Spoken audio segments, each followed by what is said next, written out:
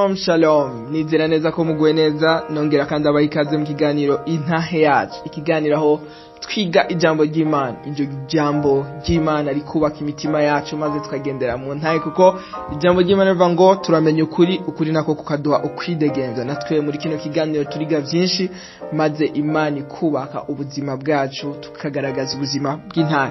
Rero mu kiganiro cy'uno munsi nk'uko byari bisanzwe, ikiganiro intahe yacu twa dusanzwe turiko turayaga ikintu novuga twise ati ni giki twokora kugira ngo dushobore kugendera mu buzima bw'intahe iminsi yose. Rero muri kino kiganiro nizera neza ko bigenda neza. Twari tumaze iminsi dukoresha image video, ariko twashimye kugerageza ubundi buryo nabwo, kandi nizera neza ko bimeze neza cyane nkuko mubibona. Ico rero ikiganiro cy'uno munsi tugira dutangure session yindi ivuga kugendera mu bugororotsi. Twako turavuga ibintu twokora kugira ngo ubuzima bwacu bugaragaze intahe mu burere bwose. Rero iki naco ni kindi kintu kidasanzwe, ariko kandi tuzokivuga ko rimwe kabiri, tuzobona muri kino cigwa cyo kugendera mu bugororotsi. Mbega ubugororotsi ni iki? Agaciro ko kuba umugororotsi. Burya ikintu cyose abarundi bavuga ngo uwambaye ikirezi ntamenya ko cera. Impamvu uwambaye ikirezi atamenya ko cera ni kubera ko muri we ubwiwe ntabazi agaciro k'ikirezi yambaye, ntabazi ati burya ikino kintu ndagifise kizomarira iki. Iyo uzi agaciro k'inzahabu ntushobora kuyitaho ubonye. Na Yesu yarabivuze ngo ntimuhereze imaragarita zanyu ingurube. Impamvu nuko imaragarita n'ingurube ntizicari c'imaragarita. Rero impamvu ingurube ni wahereza imaragarita ntishobora kuyizigama kubera ko ntibizi agaciro kayo. Rero muri kino kiganiro tugira dutangure session aho tuzoza turiga ikintu bita kugendera mu bugororotsi canke kugendera mu kugororoka.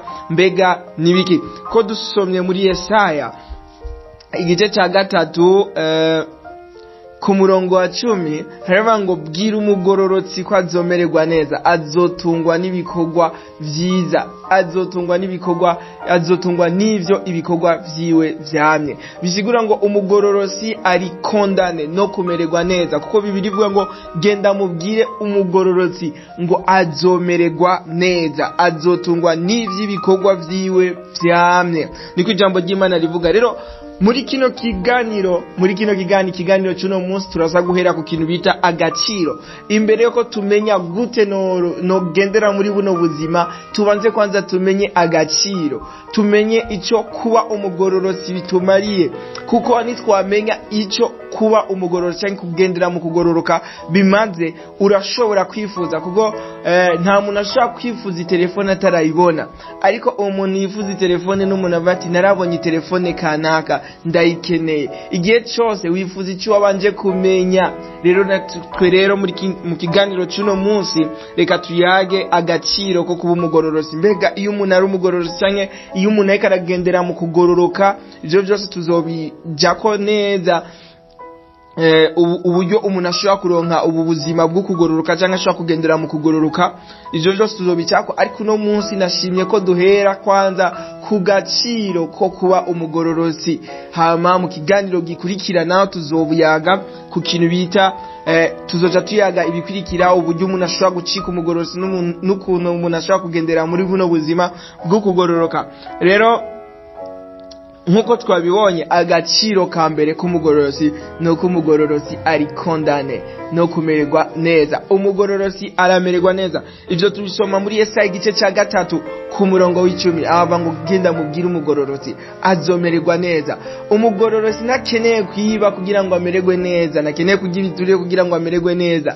Umugororotsi w'umukobwa nakeneye kudandaza umubiri wiwe kugira ngo ashobore kwambara neza, ashobore kumererwa neza. Oya, novuga ati ntibikenewe kuja ku mupfumu kugira ngo ugire amagara meza. Ariko iyo muri wowe ufise ubuzima bwo kugororoka, bisigura ngo uramererwa neza. Niko ijambo ry'Imana rivuga ngo bwira umugororotsi azomererwa neza. Kandi baravuga kuri no murongo nyene ngo azotungwa n'ivy'ibikorwa vyiwe vyamye. Bisigura ngo icyakoze novuga ati kiramaturma ku buryo kimuzanira ukubaho, kimuzanira ubuzima. Bisigura ngo icyo yishizemo, icyo agiye gukora cyose kiramuzanira urano yanze ngo kiramuzanira ijambo ni ratio, sibira ngo kiramuzanira ibikwiye byose. Rero ako n'agaciro ka mbere k'umugororosi. Agaciro ka kabiri tugasoma muri Yesaya igice ca 43 ku murongo wa 4. Kuri uwo murongo tubona agaciro aho Imana ivuga ko izoheba igisagara, izoheba amahanga, izoheba isi yose kubw'umugororotsi umwe. Bibiri ivuga ngo Imana yarirahira ngo nzoheba amahanga kubwawe. Rero uca wumva ko umugororosi Imana irashobora guheba quartier, Imana irashobora guheba igisagara, Imana irashobora guheba ibintu vyose kugira ngo ishobore gukiza umugororosi wayo. Ni waronka kandi zo gusoma muri Yesaya mu gice ca 43 ku murongo wa 4. Ako nakandi gaciro ko mugororoka, umva yuko umuntu ari karagaragaza ubuzima bwo kugororoka, ibintu biba biri bifatanye na biri atashe kuri we, nuko umuntu agendera mu buzima bwo kugororoka. Imana iraheba isi yose, iraheba vyose kubwiwe. Imana ishobora gutangaba igatangaba kubwawe mu gihe ubu uri kuragendera mu buzima bwo kugororoka. Hama agaciro ka gatatu ngo umugororosi ntahebwa kandi uruvyaro rwiwe ntirusegerereza. Haleluya. Aho turabisoma muri Zaburi igice ca 37 ku murongo wa 25. Ico womenya nuko umugororosi ntahebwa. Abandi barashobora guhebwa ariko Imana yama yibuka mugororosi, kandi ntibiherera ku mugororosi gusa ariko n'uruvyaro rwiwe ruribukwa. Nimba ushaka novuga ati nimba hari icyo ushaka gusigira abana bawe, ego kurondera amazu ni vyiza, kubaka ni vyiza, ariko kandi basigire buno buzima bwo kugororoka. Ko ni wagendera mu buzima bwo kugororoka ubuhaye uburaze abana bawe, novuga ati kutazosegereza, kuko basigiye amafaranga barashobora kuyajyaniramwe canke arashobora guhera. Ariko iyo basigiye ubuzima bwo kugororoka, igihe cyose bigize ico iyo bagabanukiwe, Imana yamayibuka umugororosi wayo. Haleluya. Ndibaza nimba mwarasomye Bibiliya, hariho umupfakazi yasizwe n'umugororosi, umukozi w'Imana, hama abana be bari bagiye kubafata kubera ideni. Ichi Imana yakoze, yazanye umusesekara mu mavuta make bari bafise. Imana yarabagwirije kuburyo ubukene buhera. Rero umugororosi n'uruvyaro rwiwe ntirusegerereza kandi umugororosi yama yibukwa. Hama akandi gaciro ku mugororosi nuko igisagara cyose kirashobora gukizwa kubera umugororosi. Ivyo usomye Bibiliya, Imana iriko iravugana na Aburahamu. Aburahamu yabwiye ati none gamana nihaboneka abagororosi bangaye 5 ntibaza gukiza igisagara. Bisigura ngo Imana yari yiteguye gukiza Sodomu na Gomora kubera abagororosi bangahe gusa. Rero birumvikana umugororosi ari mu gisagara, n'igisagara kiba kiri amahoro. Urashobora kwiyumvira ne kubera iki igisagara ntuyemo kitameze neza, we gororoka gusa. Hari ibintu bidasanzwe bishobora gukoreka kubera presence yawe. Imvura irashobora kugwa kubera ko umugororosi ari hari. Igihugu kirashobora kumererwa neza canke ikamererwa nabi bivanye n'umugororosi akirimwo. Kuko ugiye kuraba Eliya yarahagaritse imvura, aravuga ati imvura ntizogwa. Yari umugororosi w'Imana. Kuba ari umugororosi w'Imana gusa byatuma Imana ishobora kumva isengesho rya Eliya, ati imvura nigwe, imvura nireke kugwa. Byose bikumvira ko n'umugororosi w'Imana. Akana kandi gaciro kumenya ati iyo nfise, iyo nteke ubuzima bwo kugoroka muri jewe, ibi bitegezwa kunkurikira. Kuko nk'ubundi ko ndavuga agaciro k'inzahabu, ati ububiza ati ngiye ku isoko ayabara ya mavrem fisi dollar mba ndabiza ati iri ndarifise agaciro kajyo sigipapuro nk'ibindi. Même si uyiravishwa kumuna tayiza shaka kuyitiranya n'igipapuro, ariko sigipapuro haragaciro ifise. Kandi gaciro k'umugororotsi ngo nta kiba Imana itamwibi akabanga.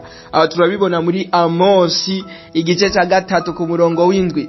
Isi nishobora kuranduka umugororotsi atabizi. Ikintu cyose mu muryango nimbura umugororotsi w'Imana, ibi bime umugororosi w'Imana nta kintu na kimwe Imana ishobora gukora itamubwiye. Imana itegerezwa kumubwira, Imana itegerezwa kuza imubwira ati burya rero uri umugororosi wanje, uri umugororosi wanje, hari icyo ntegerezwa gukora. Mu muryango Imana ntishobora kugira icyo ikoze itabajije umugororosi wayo. Muri Bibiliya Imana imbere yuko irimbura Sodomu na Gomora, Aburahamu ntavyo yari yayibajije, mugabo Imana nyene yaravuze ati oya sinshaka kurimbura Sodomu na Gomora ntabajije Aburahamu. Imana ikigendera mubaza. Rero akanagaciro ko kuba umugororosi.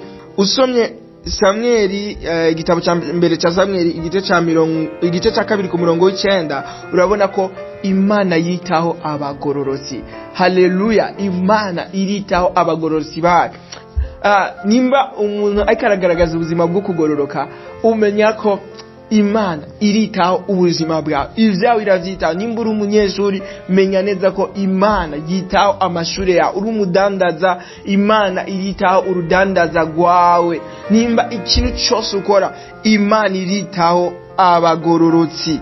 Duhereze kuri aka gaciro ka nyuma dusoma muri Petero igice cya 3 ku murongo wa 12 ngo inyonga z'Imana ziri ku bantu bayo. Rero abantu bayo n'abagororosi bayisenga. Rero Imana ihozako amaso, ibahozako amaso, inzitiro zabo izihozako amaso. Bisigura ngo uwuguteye Imana nihibiri, Imana irarokora abasavyi bayo.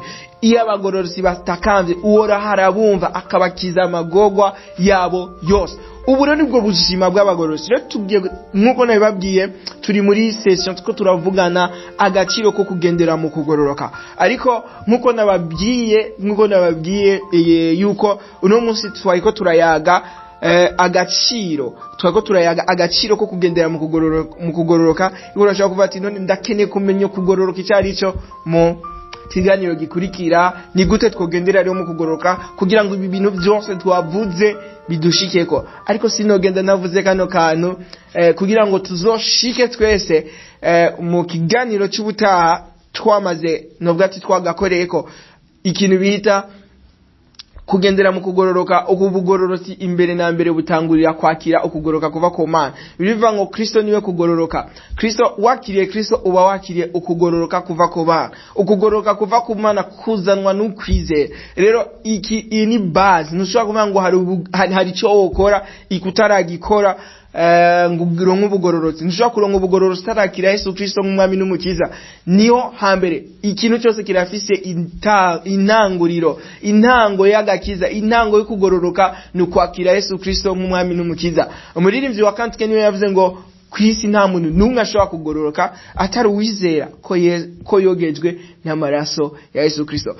Niyo duhereje uno munsi. Ndizera neza ko ikiganiro cy'uno munsi washoboye gutahura agaciro k'umugororotsi, washoboye gutahura agaciro k'umugororotsi, kandi washoboye no gutahura ko ukugororoka guhera mu kwizera Yesu Kristo mwami n'umukiza. Nimba utaramwakira urashobora kutwandikira kuri izi nimero mubona ngaha kugira ngo dushobore kubafasha.